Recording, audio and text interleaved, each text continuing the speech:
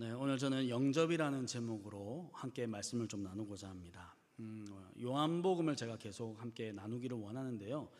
요한복음에는 참 많은 비유가 나옵니다. 우리가 저번에 봤던 처음 시작부터 예수님을 말씀, 즉 로고스라고 표현하는 것도 하나의 비유죠.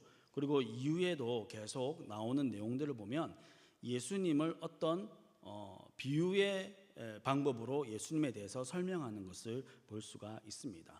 요한복음에는 곳곳에 그런 비유적인 표현들이 가득 차 있는 거죠. 처음에 요한이 예수님을 소개할 때 제일 처음 이 로고스로 비유한 이유는 당시 사람들이 가지는 로고스라는 이 단어가 가지고 있는 그 어떤 개념, 그 이미지에 대해서 차용해서 설명하기 위함이었습니다. 이 로고스라는 것에 대해서 초월적 존재, 우주적 이성 이런 식으로 생각하고 있었거든요. 당시 사람들이. 그러니까 당시 사람들이 잘 이해할 수 있는 방식의 표현들을 빌려서 썼던 거죠. 또 그 이 로고스라는 표현, 이 말씀이라고 번역될 수 있는 이것 또한 하나님께서 계시하는 방식과 일치했기 때문에 이 표현을 사용하는 것이 하나님에 대해서, 예수님에 대해서 이해시키기가 쉽겠다라고 생각해서 아마 이 표현을 사용했을 것입니다. 또 이어서 나오는 표현 중에 이 예수님을 빛으로 표현하는 내용이 나오지요. 이 빛도 마찬가지입니다. 여러분, 빛은 고대로부터 굉장히 이게 종교적인 이미지로 많이 사용되어진 그런 단어죠. 매우 중요한 위치를 가지고 있고 여러 종교에서 이 빛으로 그들이 믿고 있는 대상에 대해서 표현하는 방식들이 많이 나옵니다. 요한 역시 그런 빛의 이미지를 가지고 와서 예수님에 대해서 말씀하는 거죠.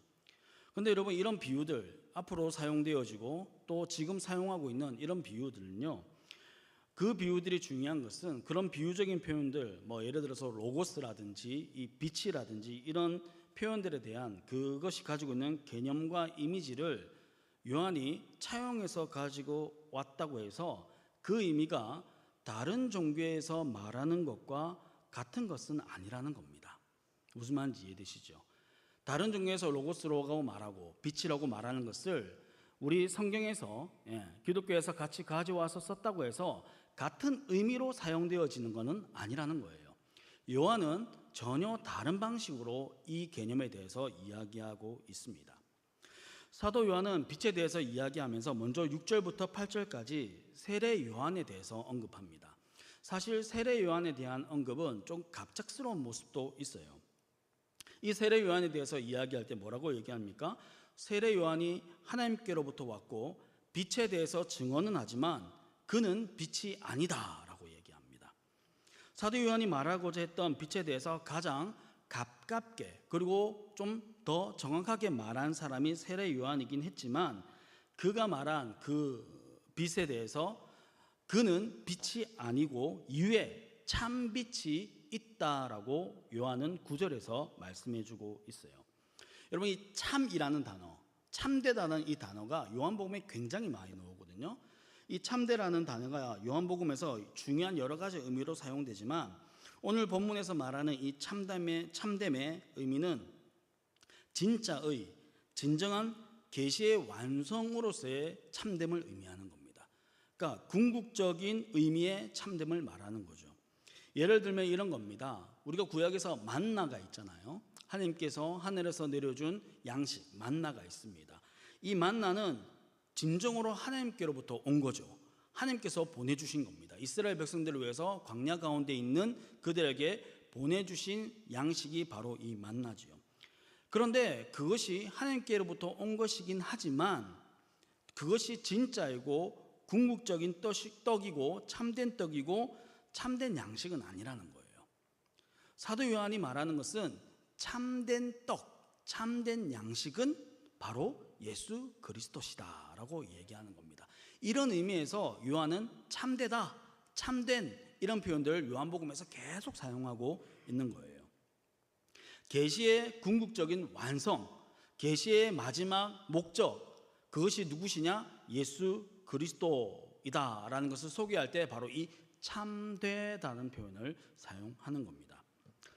여러분, 이 사도 요한 당시에 교회 공동체를 어지럽히는 이단의 잘못된 가르침들이 굉장히 많았어요. 초대교회지 않습니까? 초대교회 때는요, 신학이 오늘처럼 이렇게 정립되어 있지 않았습니다. 그래서 어떤 가르침이라고 할 때 그것이 성경의 가르침에 부합하는지 부합하지 않는지에 대해서 명확한 기준이 서 있지 않을 때가 바로 초대교회 때였습니다. 그런 이단의 잘못된 가르침에 대해서 사도 요한은 서신서를 통해서 여러 번 언급하는데, 특히 당시에 크게 유행했던 영지주의 이단에 대해서 강력하게 대응하는 서신서가 곳곳에 있습니다. 여러분, 이 영지주의가 무엇입니까? 많이 들어보셨죠? 교회에서 이제 영지주의에 대한 이야기를 종종 하곤 하는데, 이 영지주의는 고대 그리스 철학의 영향을 받은 많은 이단으로부터 또 파생되고 발전되진 그런 이단이었어요. 그들이 주장하는 내용이 무엇이었냐면 이거였습니다. 간단하게 말하면 육체는 육적인 것, 물질적인 것은 악하고 저열한 것으로 여겼어요. 그러니까 눈에 보이는 것은 악하고 저열한 거예요. 특별히 영적인 지식을 통해서만 구원을 받을 수 있다라고 이렇게 주장했던 이단이 바로 영지주의입니다. 여러분, 그렇기 때문에 육체는 악한 거예요. 육체는 저열한 거예요. 그런데 그 악하고 저열한 육체를 예수님께서 육체를 입고 이 땅에 오셨다는 것을 이들은 인정할 수가 없었다는 겁니다. 그죠? 말이 안 되는 거였어요. 그래서 그들이 이것을 육체를 입고 이 땅에 오셨다는 것을 부인하면서 예수님께서 인간의 모습으로 보인 것은 단순히 환상일 뿐이다 라고 얘기하면서 가현설이라는 걸 주장해요. 가짜다 이겁니다. 진짜 몸을 입고 오실 수가 없다는 거예요. 왜요? 이들이 생각할 때는 뭐였기 때문에? 육체는 악하고 저열한 거였기 때문에. 이에 대해서 요한이 이들을 강력하게 비판하면서 쓴 서신서가 요한2서인데요, 요한에서 1장 7절의 말씀을 보면 이렇게 얘기합니다. 미혹하는 자가 세상에 많이 나왔나니 이는 예수 그리스도께서 육체로 오심을 부인하는 자라. 이런 자가 미혹하는 자요 적 그리스도니라고 얘기합니다. 이렇게 얘기한 대상이 누구들이라고요? 영지주의자들을 향해서 이렇게 얘기하는 거예요. 당시에 영지주의자들이 이 초대교회를 막 흔들고 잘못된 가르침으로 판을 치고 있었기 때문입니다. 이런 상황에서 교회 공동체에게 진짜 예수님, 성경이 계시하시는 예수님에 대해서 올바르게 전하는 것이 요한에게는 매우 중요한 사명 중에 하나였을 겁니다. 왜냐하면 예수님에 대해서 얘기하긴 해요. 그분이 구원자라고도 얘기하기는 해요. 그런데 그 예수님의 존재에 대해서 잘못된 가르침으로 그들을, 교회 공동체를 흔들고 미혹하고 있었던 상황이기 때문이죠. 성도 여러분, 그때나 지금이나 달라진 건 없는 것 같습니다. 오늘날에도 여전히 수많은 이단들이 있죠. 그리고 거짓 가르침이 난무하고 있는 시대입니다. 특별히 오늘날 교회를 위협하는 것은요, 신천지나 여호와의 증인 혹은 하나님의 교회와 같은 이단들만은 아닌 것 같아요. 무엇입니까? 교회 안에서 참되고 진정한 복음의 계시가 전해지지 않는 것, 그리고 진리의 말씀이 온전히 가르쳐지지 않는 것 또한 현재를 살아가는 신앙인들에게 직면한 심각한 문제인 겁니다. 우리가 그것을 인정해야 돼요. 여러분, 항상 경계해야 될 것이 무엇이냐면요, 이런 겁니다. 악한 세력들, 사탄의 세력들은요, 우리에게 진리와 반대된 것으로 우리를 미혹하는 것이 아니에요. 여러분, 진리에 반대된 것을 가지고 우리에게 나타난다면 우리가 그것을 분별할 수 있거든요. 그래서 진리와 전혀 다른 것, 진리가 아닌 것으로 우리를 미혹하나 유혹하지 않습니다. 어떻게 합니까? 진리와 유사하고 비슷한 것으로 우리를 유혹하는 거예요. 진리인 것 같은 것으로 오늘날의 성도들을 유혹한다는 겁니다. 여러분, 기독교 역사를 쭉 살펴보면요, 수많은 이단의 발언과 거짓 교인들이 어떻게 생겨났냐면요, 철자 하나 차이로 생겨나게 됩니다. 그죠? 한 끗 차이로 진리가 아닌 다른 것이 되어버리는 거예요. 한 끗만 달라도 진리가 아닌 경우가 있다는 겁니다. 그 한 끗으로 우리를 유혹하는 겁니다. 진리인 것 같은데 실제로는 진리가 아닌 거예요.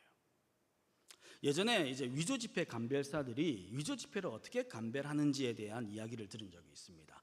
오늘날에는 이제 과학이 발달하고 그 위조 지폐를 감별하기 위한 여러 가지 첨단 기술들이 있어요. 뭐 여러 가지 표시들도 있고요. 그런데 예전에는요, 위조 지폐를 감별하는 감별사들을 따로 두었다고 합니다. 그래서 이 간별사들을 훈련하는 방식이 있대요. 여러분 어떤 방식으로 훈련할까요? 이들을 훈련시킬 때 이 세상에 존재하는 수많은 유조 지표들을 가지고 와서 그것을 꼼꼼히 살펴보면서 연구하고 만져보고 이런 방식으로 훈련시키지 않는다는 겁니다. 어떻게 훈련시키냐면요, 진짜 지폐, 그죠? 진짜 지폐를 계속 만져보고 계속 들여다보게 하는 거예요. 진짜 지폐를 계속 만지고 계속 들여다보는 훈련을 하면 어떻게 되냐면 가짜가 딱 왔을 때 바로 알아챈다는 겁니다. 그게 위조지표 감별사들이 훈련받았던 방식이라 그래요. 진짜가 무엇인지 확실히 아니까, 진짜가 어떤 건지를 확실히 아니까 조금만 다른 것이 와도 바로 분별해 낸다는 겁니다. 여러분, 그들이 이 한 훈련, 그 훈련이 오늘날 우리들에게 필요한 훈련이 아닌가 생각해 보게 되는 거예요. 저와 여러분에게도 중요한 것은 진짜를, 참된 것을 더 깊이 그리고 제대로 똑바로 아는 것이죠. 요한이 이 복음서를 쓴 목적도 거기에 있는 거예요. 요한복음 17장 3절 말씀인데 우리 같이 한번 읽어보도록 하겠습니다. 요한복음 17장 3절 말씀, 같이 읽어볼게요. 시작. 영생은 곧 유일하신 참 하나님과 그가 보내신 자 예수 그리스도를 아는 것이니이다. 아멘. 영생이 무엇이라고 얘기합니까?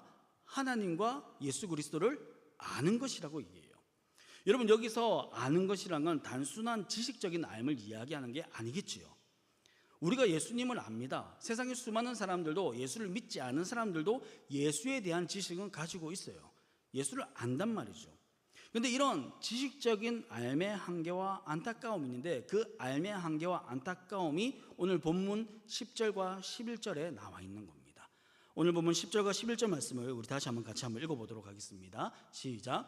그가 세상에 계셨음에 세상은 그로 말미암아 지은 바 되었으되 세상이 그를 알지 못하였고 자기 땅에 오매 자기 백성이 영접하지 아니하였으나. 아멘. 자신의 지식의 범위를 넘어서는 것들, 자신이 알 수 없는 것들을 깨달을 수도 없고 받아들일 수 없는 게 지식적인 알의 한계예요. 창조주이시며 구원자이신 그분이 세상에 오셨고 세상에 계셨는데 세상이 알지 못했다라고 요한은 말합니다. 여러분, 참 이상하지 않습니까? 여러분, 칠흑 같은 어둠 속에서 신락 같은 빗줄기만 비춰도 그것이 빛이라는 것을 우리가 알게 되는데 이 어둠 가운데 빛 대신 예수님이 오셨는데도 알지 못했다라고 성경은 이야기하고 있어요. 이상하게도 요한은 사람들이 그것을 깨닫지 못했다고 이야기하는 겁니다. 성경에 기록된 정말 슬픈 구절 중에 하나가 바로 이 11절 말씀인데요. 11절인 자기 땅에 오매 자기 백성이 영접하지 아니하였다라고 말씀하잖아요. 이걸 좀 더 쉬운 말로 바꾸어서 말하면 이런 겁니다. 자기 집으로 갔는데 자기 자녀들이 기억 상실증에 걸린 사람들처럼 알지 못하고 알아보지 못한다는 겁니다. 당신 누구예요? 라고 얘기하고 있는 거예요. 난 당신 알지 못하는데요? 라고 얘기한다는 거예요. 이 세상의 주인이시고 이 세상을 창조하신 예수님께서 이 땅에 오셨어요. 이 땅에 오신 사람들이 당신 누구요? 라고 얘기하고 있다는 겁니다. 여러분, 이렇게 이상하고도 말도 안 되는 이 일들이 일어나는 이유가 무엇입니까? 그 이유가 무엇인지 여러분 알고 있어요. 왜 그렇습니까? 그것은 우리 모두가 타락했기 때문입니다. 도저히 우리의 힘과 능력으로는 그 참빛 대신 예수를 알 수가 없기 때문이에요. 내가 예수요, 나는 예수요 라고 아무리 외쳐도 타락한 인생 가운데서는요, 그것을 알아낼 길이, 이해할 길이, 받아들일 길이 전혀 없다는 겁니다. 타락한 인간은 하나님을, 예수님을 알 수도 없고 알려고 하지 않습니다. 빛이 비춰도 어둠을 좋아하고 생명의 주를 오히려 배척하고 죽이는 악을 행하게 되는 거죠. 영접이라는 것은요, 언감생심 꿈도 꾸지 못할 일인 거예요. 여러분, 그런데 12절 말씀처럼 영접하는 자, 곧 그 이름을 믿는 자들에게는 하나님의 자녀가 되는 권세와 권리를 주셨다라고 이렇게 말씀합니다. 이 말씀은 갑자기 11절과 완전히 상반되는 말씀이잖아요. 11절에서 뭐라고요? 세상이 그를 알지 못하고 그를 영접지도 않았다 이렇게 얘기하는데 갑자기 12절에서 영접하는 자가 있는데 그들은 그 이름을 믿는 자들이고 하나님의 자녀가 되는 권세와 권리를 누리는 자들이다 라고 이렇게 말씀합니다. 여러분, 영접할 수 없는 자들이 어떻게 그 빛 대신 예수를 영접할 수 있겠습니까? 제가 지금 말씀드렸잖아요. 타락한 인간은, 우리 모두가 타락했기 때문에 그 예수 그리스도를 영접할 수 없단 말이에요. 알 수도 없고 받아들일 수도 없고 받아들이려고도 하지 않아요. 그런데 어떻게 영접할 수 있는 걸까요? 하나님과의 모든 관계가 끊어졌고 오히려 원수된 자들입니다. 성경 우리에게 분명하게 말합니다. 하나님과 원수된 우리들이라고 이야기하죠. 그런 관계가 끊어지고 원수된 우리들이 어떻게 예수님을 영접하고 믿을 수 있는 걸까요? 어떤 사람들은 이렇게 말하기도 합니다. 우리가 주를 믿기를 결단하고 영접해야 된다고 얘기하는 사람들도 있어요. 그럴 수 있겠습니다. 그런데 다시 한번 여쭤보겠습니다. 여러분, 그게 가능합니까? 지금 불가능하다고 얘기하고 있잖아요. 영접지 않는다니까요. 알지도 못한다니까요. 알지 못하는데 어떻게 우리의 결단으로 예수를 받아들이겠습니다 라고 말할 수 있겠습니까? 그거는 불가능하단 말이에요. 혹 우리 중에도 내가 이 주님을 믿고자 하는 마음을 먹고 결단했기 때문에 주님을 영접해서 구원을 받아 이 자리에 앉아있다라고 생각하는 분이 계시다면 그것은 한 끗 차이로 잘못된 겁니다. 우리가 어떻게 영접할 수 있습니까? 아마 교회를 오래 다니신 분들은 이미 답을 알고 계실 겁니다. 그 답을 13절에서 우리에게 소개하고 있는 거예요. 13절 말씀 같이 한번 읽어보도록 하겠습니다. 본문 13절입니다. 시작. 이는 혈통으로나 육정으로나 사람의 뜻으로 나지 아니하고 오직 하나님께로부터 난 자들이니라. 아멘. 어떤 자들이 영접할 수 있다고 얘기합니까? 오직 하나님께로부터 난 자들이라고 이야기합니다. 하나님의 방법으로 하나님으로부터 출생되어야지만 예수를 알 수 있고 예수를 영접할 수 있고 그들을 받아들일 수 있다라고 말씀해 주고 있는 거예요. 여러분, 이 출생과 거듭남의 비밀을 요한은 3장에 가서 니고데모에 대해서 좀 더 자세하게 우리에게 알려주고 있습니다. 그때 3장에 가서 다시 한번 나누도록 하고요.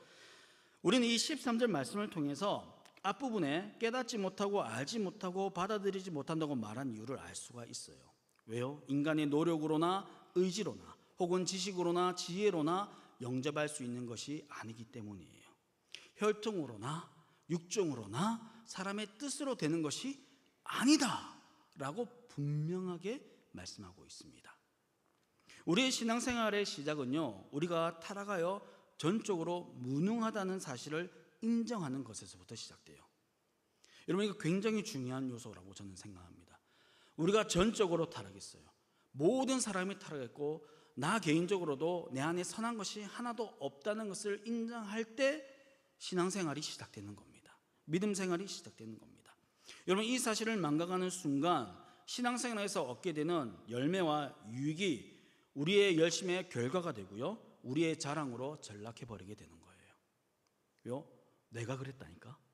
내가 열심히 기도했더니, 내가 하나님께 헌신 봉사했더니 그런 열매가 주어졌고 그런 복들이 나에게 주어졌어 라고 생각하게 되는 겁니다. 여러분, 그렇게 되면 뭐가 문제인 줄 아세요? 은혜는 온데간데 없이 사라지게 되는 거예요. 왜 그렇습니까? 우리의 열심과 노력의 산물이라면 그것은 더 이상 은혜가 아니라 그게 뭐예요? 뭐가 되는 거예요? 보상이 되는 거예요. 내가 열심히 했으니까 그에 합당한 뭘 받은 거예요? 보상을 받은 게 되는 겁니다. 그런데 여러분, 은혜가 무엇입니까? 우리가 은혜의 정의에 대해서 명확히 알아야 되는데요, 은혜가 뭐예요? 은혜는 받을 자격 없는 자들에게 값없이 주시는 하나님의 특별한 사랑과 호의를 은혜라고 얘기하는 겁니다. 여러분, 명확히 알아야 돼요. 은혜가 뭐라고요? 받을 자격 없는 자들에게 주시는, 값없이 주시는 하나님의 특별한 사랑, 그게 은혜인 거예요. 이 은혜의 정의를 명확히 한다면, 나는 그럴 만한 사람이야, 나는 그런 대우를 받을 만한 사람이야, 나는 그럴 만한 가치가 있는 사람이야 라는 생각 자체가 불가능한 거예요. 왜요? 받을 자격이 있다 없다? 없다는 겁니다. 그 받을 자격이 없는데, 아니 오히려 더 강하게 말해서는 뭐냐면 받을 수도 없고 받을 이유도 없는 자들에게 하나님께서 특별하게 사랑을 베푸신 거예요. 뭘 자랑할 수 있겠습니까? 내가 뭘 한 게 아닌데요.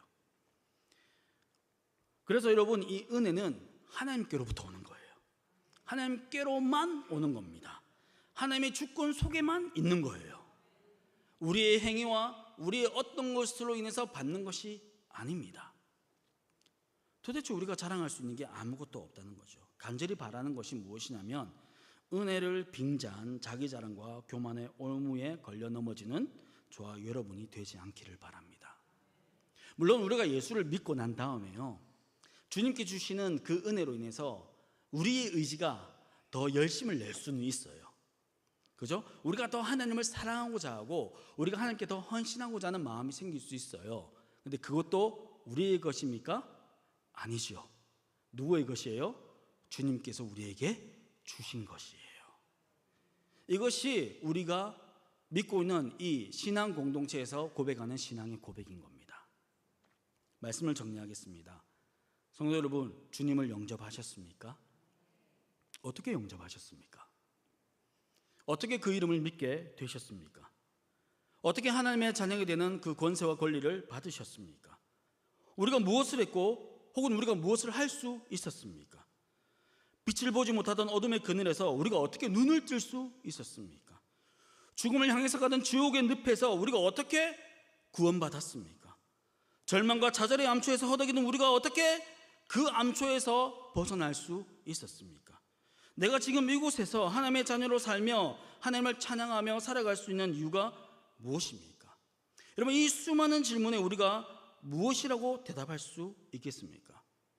단편적인 지식과 종교적 관성으로 대답하는 것이 아니라 우리의 심령 깊은 곳에서 진심과 전심으로 하나님 때문이라고, 하나님의 은혜 때문이고 하나님께서 우리를 선택해 주셨고 하나님께서 우리를 받아주셨기 때문이라고 고백하는 저와 여러분 되기를 소망합니다. 요한이 우리에게 시작하면서 얘기해 주는 게 그거예요. 하나님께로부터 난 자들이 예수를 믿을 수 있다. 이런 신앙 고백이 우리의 입술을 통해서 끊임없이 고백되므로 나 자신을 드러내려고 하고 나의 믿음과 나의 사역을 드러내려고 하고 나의 어떠함을 드러내려고 하는 교만의 함정에서 벗어나 은혜로 주님을 영접한 자, 자녀된 자로서의 삶을 살아가는 저와 여러분 되기를 간절히 소망합니다. 그를 통하여서 주님만이 하셨다라는 것, 그냥 입바랜 말로만 하는 것이 아니라 그것이 그렇게밖에 고백할 수 없는 우리의 삶이 되기를 간절히 소망합니다. 그래서 우리 이 고백을 통해서 주님께서 큰 영광을 받을 것입니다. 주님이 우리의 삶에 나타나시고 주님을 드러내는 삶을 살게 될 것입니다. 그런 저와 여러분, 그런 자녀된 삶을 사시는 우리가 되기를 간절히 소망합니다.